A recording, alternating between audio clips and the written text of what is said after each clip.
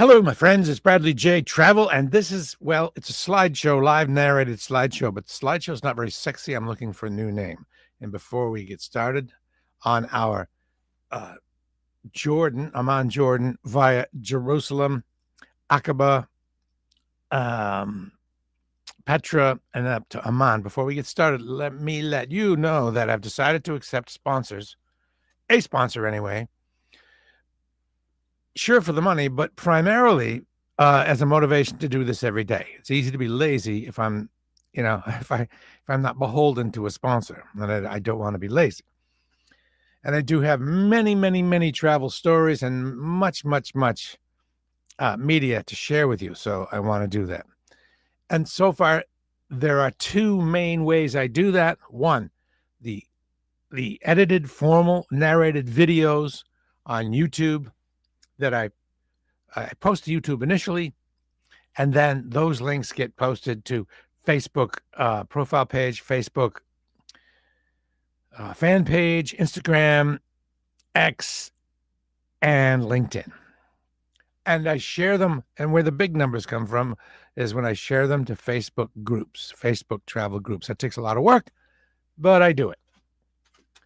The other arm of the Bradley J. Travel thing is this, because a lot of times a still photo is more interesting than a little short clip of it in the video. And with a still photo, I have time to go into much more depth story-wise. So that's what I'm going to do.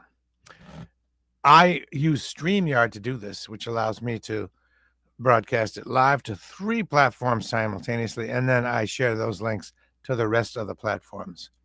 And by the way, if you happen to become a sponsor, I will say the name of your business or company right away in the beginning, because a lot of people don't watch videos very long, as you know, and I want to make sure we get that plug in for you.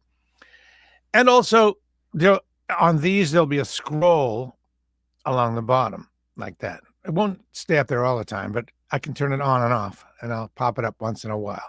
So I can hide it and bring it up as I wish. Wouldn't you like to see your name up there? Yeah. And as far as the YouTube videos go, same kind of deal. I can have your business name right in the beginning, and also I'll mention you right in the beginning as well. So let's get into this and see how it works. I'm really excited about this because I like doing live things. The YouTube videos are, geez, there's so much work. I just did a Lithuania video that took 5 days, and that's a lot. I love it, but this is kind of more fun. So are you ready? Let's see how it goes. See if I can be smooth with this. We're going to start sharing here. We're going to start in Jerusalem. And hopefully I'll be able to have my little picture in a picture and see how it works. How's that look? Perfect. All right. So the photos that you're going to see today probably come from multiple trips. I've been to Jerusalem 4 times. I'm glad I went when I did. I went most recently in the July, like 3 weeks before this most recent war broke out. And I know it seems like you won't have a chance to go there, but the war will end and you'll have another break. You will be able to go. And if you're going to go to Jordan, heck, you're going all the way over there. Why not, really make it something and go by way of Jerusalem? And here's how you do it.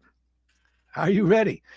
See, I went with a friend whose roommate in college was getting married in Jordan. That was the reason.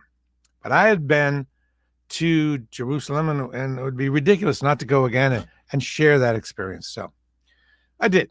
And we landed, obviously, in Tel Aviv. It's a 10-hour flight. Tel Aviv is worth some time, too. That's another whole video. I love that place.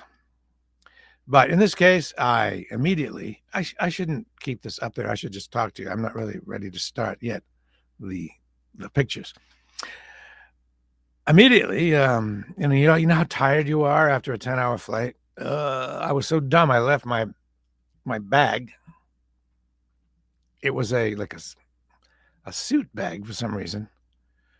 I left it at the bus stop, and the security being what it is at Tel Aviv's Ben Gurion Airport, immediately it was whisked away and put in a bomb-proof bin because they thought it might be a bomb.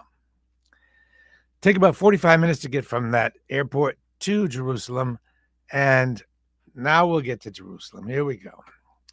And this is a view of the rooftops from the wall, the rampart wall of the old city that the Ottoman Empire built. You can walk all the way around it, pretty much all the way around it. And it's fun to do one time. It's actually a long way around. And I figured I'd show you a little bit of Jerusalem before we move into Aqaba, Petra, and Amman, Jordan. So here we go. Boom. This is my favorite spot in all of Jerusalem. In the Islamic quarter, in the Muslim quarter, there's this confluence of covered alleyways. I think there are 1, 2, 3, 4. It's kind of an intersection, either 4 or 5 alleys that, well, actually, there might be 5 entrances here. We'll just call it 5. Oh, I wonder if you can actually play a video. No, probably not. It's just, well, maybe you can.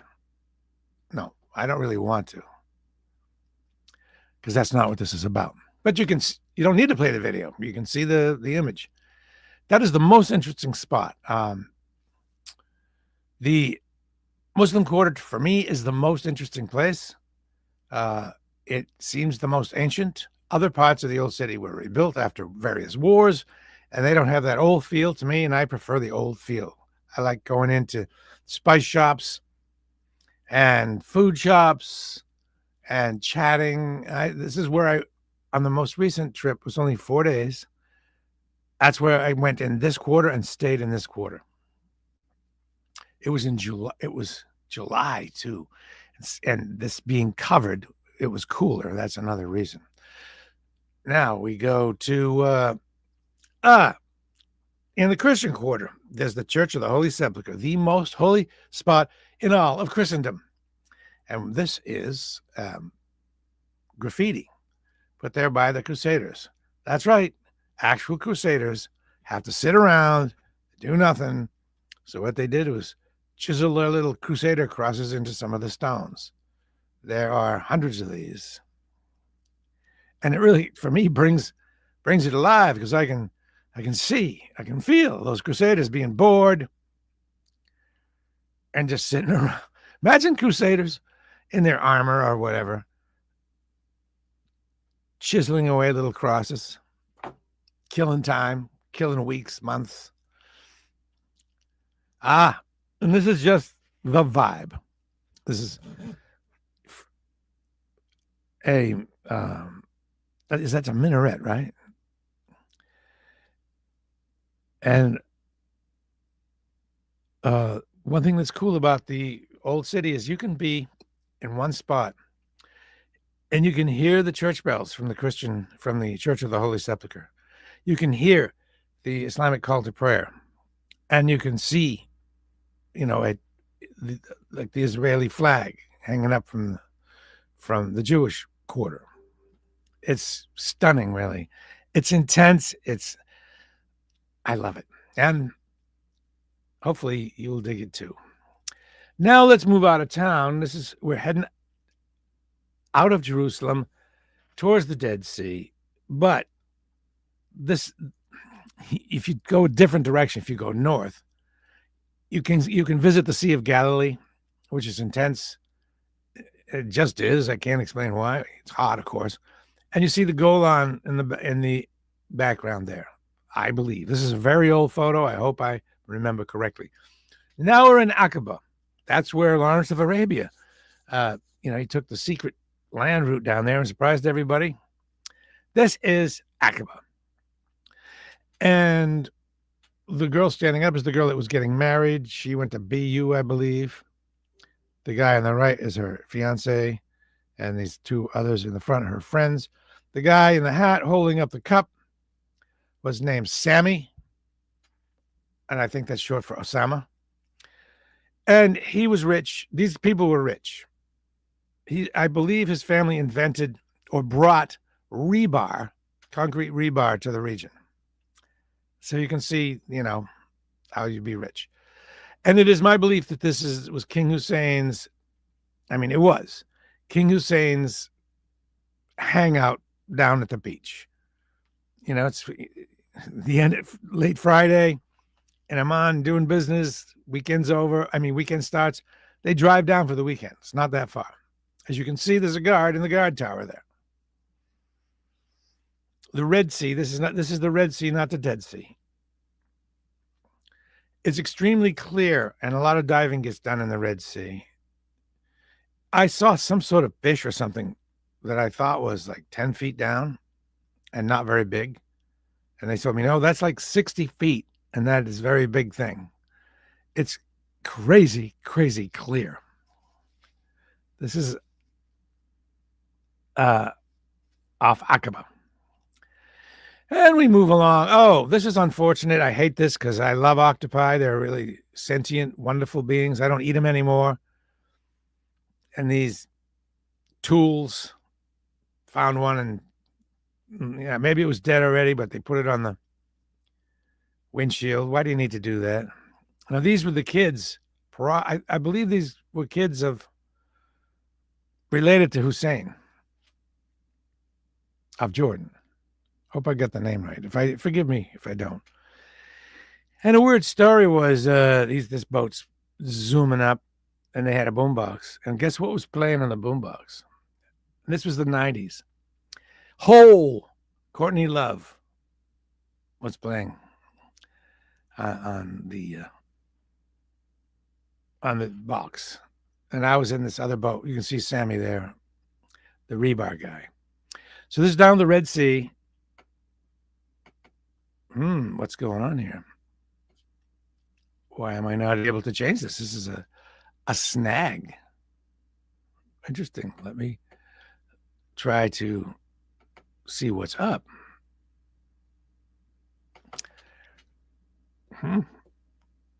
Terrible. What do I have to do here? Add 2 stays. No. Do I have to start over here? Stop screen share? Maybe. Share screen. Share screen. This is good to work out these kinks. Window. Oh, wait. Present. Share screen. Share screen. Window. Choose the window. Share. And add to stage. Well, I don't know what the deal is. I'm so sorry. Options. I'm going to have to figure this out, huh? If I'm going to be successful here. Stop screen. This is you can leave me now if you want, or you can see me sweat. How's that? They got stuck. Huh. Well, maybe I'll just have to end it here. Remove that and tell you the story. Let me get rid of that. Stop screen. Okay. I think we're back in business.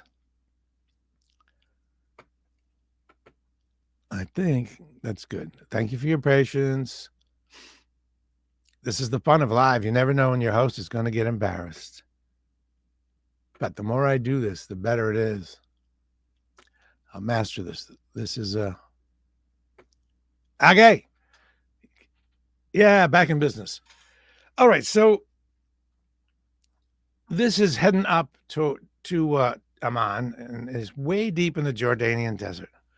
And we stopped and met someone to take a tour into this desert hunting lodge that had these mosaics. The guide was terrible. But we did meet up with these Jordanian desert police who were in a tent in the desert, in the sand. It's so bright in the back you can't see, but that's outside. That's desert, like endless desert out there. And the tent with rugs on the ground, right on the sand. And that's where I fell in love with both hookah or shisha and rugs. And after that moment, I started collecting cheap Oriental rugs and became a fan of the hookah. That's me with the sunglasses there, hanging out with the desert cops. There's a pole that holds up the tent and a rug wrapped around it. I don't know why. So you don't bang your head, I guess. Notice it's just a tin can on the they use for a hookah bowl. When you go to real hookah places in either of these, Jerusalem, Amman, wherever, real ones, they have a dedicated guy who comes around with the hot coals. They're not these self-lighting coals that have been imbued with lighter fluid. Those are awful. There's some kid, some person whose job it is to make sure everybody's got the hot coals in their hookah pipe. Okay. Now up to Petra. Petra is a place not many people go. This is the treasury in Petra. And it's these buildings, here's the thing, are carved out of the mountain. They're not built like Roman stuff. They're carved out of the mountain because the stone is so soft. And in Petra, the Nabateans, they live there. And there are these holes in the mountain where they just dug shelters. And then there are fancy buildings as well, like this in Petra. Hey, Mr. Camel, I tell you, riding a camel is kind of hard and kind of scary. Oh, you can see. These are dwellings. I don't know how you get in there. Maybe they had ladders. And this is a fancy Jordanian royal police person guard. And look at the rock striations. Pretty stunning, right? It's hot there, and public transportation doesn't come very much. At least it didn't. Once, twice a day. And if you miss it, you're out of business. We stayed in a nice hotel. You know, it's the real deal. You're in Petra. You look out your hotel window and you see Petra. And I think that hotel actually got attacked in a terrorist attack later. And I will share with you that as we came down into Petra, it wasn't really a friendly greeting. It was kind of like getting stared at. It was a bit uncomfortable, but what are you going to do? It was out there. Okay, and once again, Petra. And they just sell some junk. You can buy some junk there. I learned one lesson. Rick Steves is wrong about one thing. Rick Steves says, always assume you're coming back. So we went through this tunnel of rock that was very impressive. It was, an alleyway of rock. And I want to take a picture of it. But I thought, oh, we'll be going back. I'll take a picture on the way back. But no, it didn't go back that way. So I never got a picture of it. So Rick Steves is wrong. If you're right there, take a picture. No, he was saying it in regard to, do you have to visit everything? So it's kind of different. No, you don't have to visit everything. When it comes to the things museums, etc., he's right. Don't kill yourself. Assume you're coming back. Once again, the rock carved out. I don't know what they use. I think you could carve it with a spoon. It's so soft. Now we get to the Dead Sea. There, as you may know, are two sides to the Dead Sea. There's the Israeli side and the Jordanian side. And this is the Israeli side, and it is weird, very weird. And I think it's getting evaporated and shrinking and shrinking and shrinking, but it is so crazy salty that you can, like, you can't do what I'm doing. That's me. You can't do what I'm doing there in a regular place. It is so buoyant that you can stay just like that for a long time. It is so salty. It is so salty. If you have a cut, it's going to burn like crazy. And if you get any in your butt, it will also burn. You'll get butt burn. So keep it clenched when you go in there. And that sunset at the Dead Sea. There's a spa you can go to called En-Gedi Spa as you're going down to Aqaba. And that goes up to Masada, where the Zealots held out against the Romans. It's definitely worth, since you're going right by, it's definitely worth going up there. There is a cable car. More Dead Sea. This is the other side on another trip. This is the Jordanian side. And on this side, they had these little bungalows. I think you'll be able to see them later in another photo. But we went there with the person who was getting married, and so we didn't have to worry. They're rich, and so we were hanging around with a bunch of rich people, and so you didn't have to worry about anything. Rich locals. There's the little I don't know, bungalow sunshade things. 2 women with Dead Sea mud on them. That one on the left is the one who was getting married. That was her friend. On the right, there's the little tent bungalowy things. On the Jordanian side of the Dead Sea. Once again, rich people drinking beverages. Some poor people there too. See my foot there, sticking right up out of the water. It is weird. You can't sink. Even if you want to, you kind of pop up and fall over sideways. And you get into just some pretty grisly desert. Not grisly, but forbidding, like you would die there kind of thing. More of that. This is near Petra. I mean, it doesn't look like the Western United States, does it? I mean, it does and it doesn't. No, I guess it just doesn't.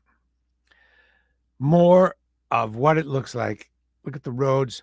One little weird story. On the road from Amman to Petra, they had a big wide place in the road. And you know what that was? A landing strip.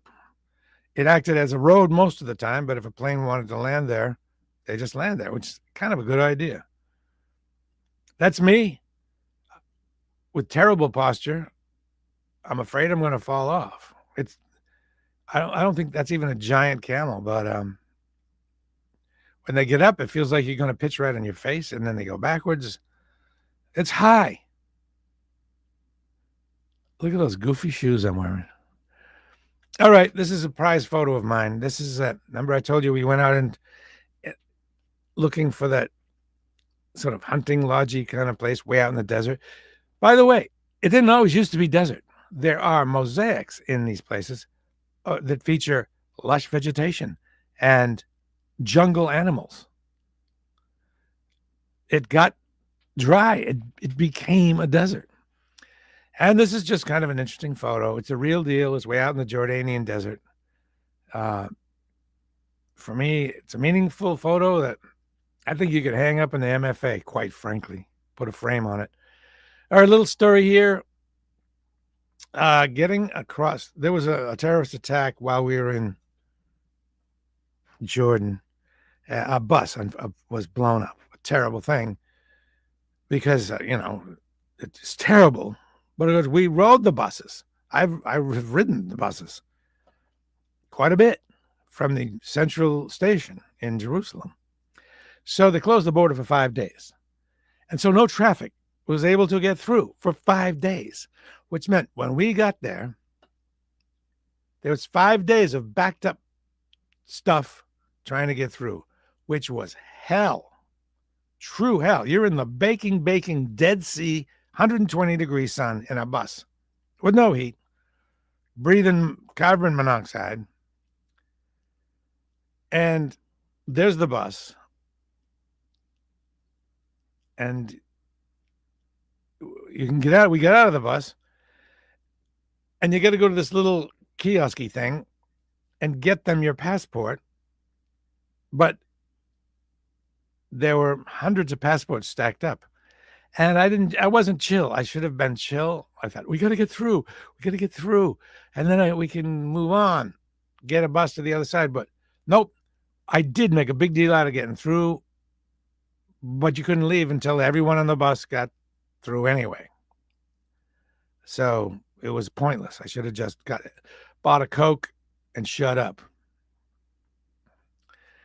That's the bus right there. Oops, this photo's out of order. This is the color version of the one I showed you before. This is the smoking the hookah. I have since bought my own.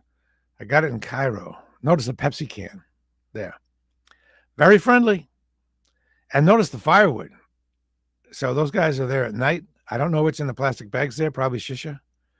If you ever want to go to smoke some, it's so cheap there. It's kind of expensive here, but it's a thing to do if you want to do something. The best hookah lounge that I know of, it's called Habibi, over on Harvard, the corner of Harvard and Calm, because they have real coals, and it's very real. It kind of looks like one in Turkey. But these guys must stay here all night, hanging out. See the tea on the corner there. See the firewood. They were very friendly. Maybe they were lonesome. Okay, I told you we went to Amman for a wedding. Actually, we didn't go to the wedding. We went to the reception.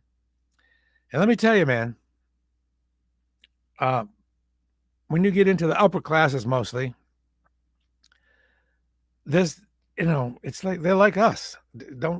I shouldn't say they're like us, but you realize that it's just a different set of people believe a different story than many of you. We all believe different stories.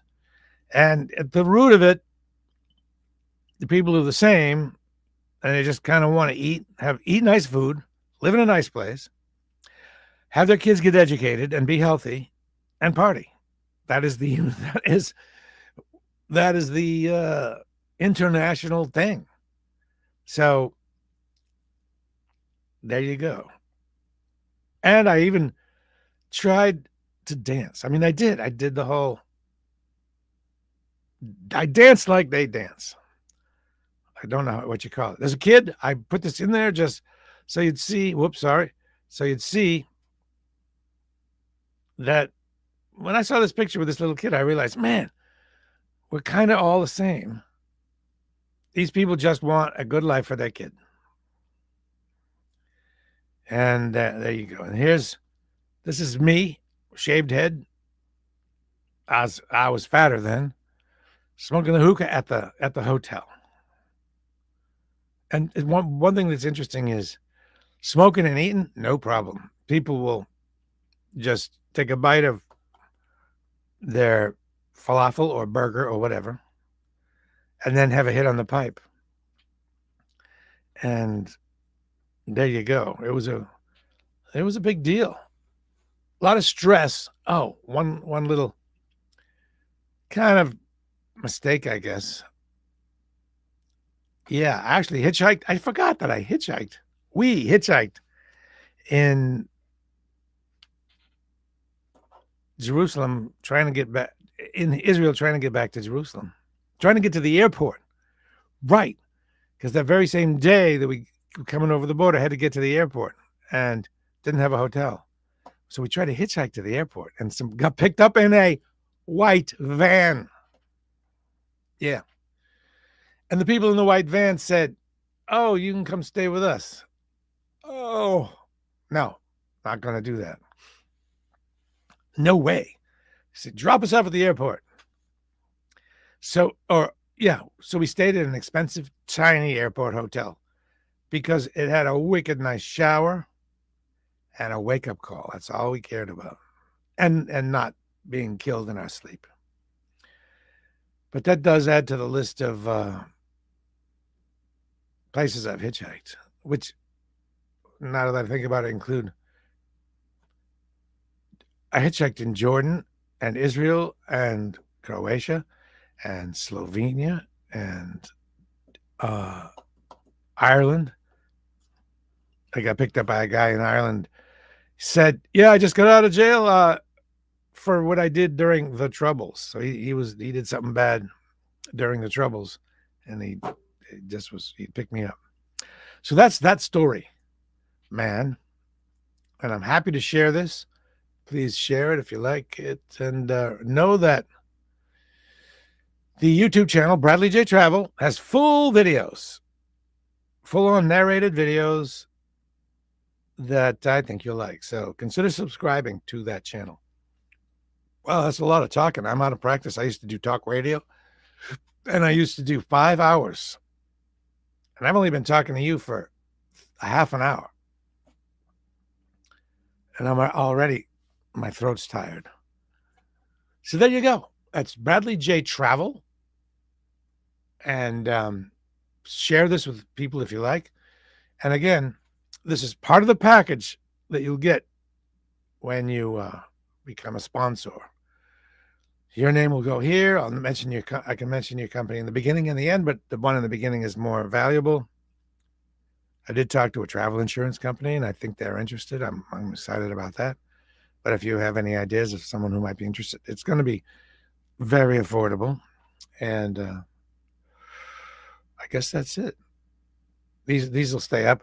They stay up forever. So I don't think I take them down ever, and I think they stay up. So they do accumulate. They don't get super traction right away. It takes time. So that's that. I'm glad to do it. I'm glad to share my stories. And I will talk to you soon. Remember, subscribe, Bradley J Travel on YouTube. Bradley J Travel. There's a brand new Lithuania video up there. By the way, since I just mentioned Lithuania, if you're in Boston and you want something different, there's a store called Berezka right beside Habibi, actually 2 doors from Habibi, the hookah lounge, the corner of Calm and Harvard, which is an international food store, and it focuses on Baltic, like Estonian, Latvian, Lithuanian, Russian foods. And they have caviar, sure, lots of really cool tinned fish, but they have legit Lithuanian dark rye from Lithuania that's kept cold in this seal-tight pack. And when you get it, it's still moist. It's so moist, it's so dense. It's tough to toast because it's so moist. But when you toast it and melt some butter on it, oh my goodness. And they also have kvass, Kvass, which is generally not thought to be alcoholic, but it can have as much as 1.50 to 2.50 alcohol if it's left around long enough. It's basically this probiotic stuff made from rye, and it tastes just like bread. I can't wait for you to see that Lithuania video on Bradley J Travel on YouTube. All right, that's all for now. I look forward to seeing you in person.